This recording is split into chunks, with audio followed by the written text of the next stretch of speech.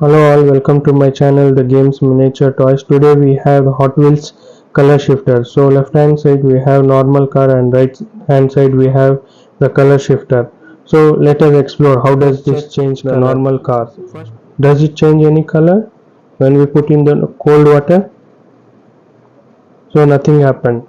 It remains same. Let us try in the hot water. So we have hot water in this bowl.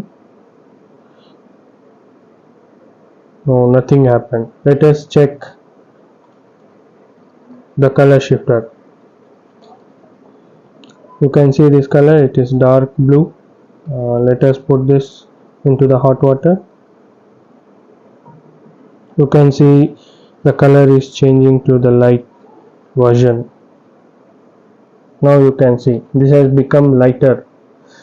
So be careful when you are playing around with color shifter, because hot water should be medium hot, not too hot, so you may burn your hand as well. So be careful. Let us put this into the cold water and see what happens.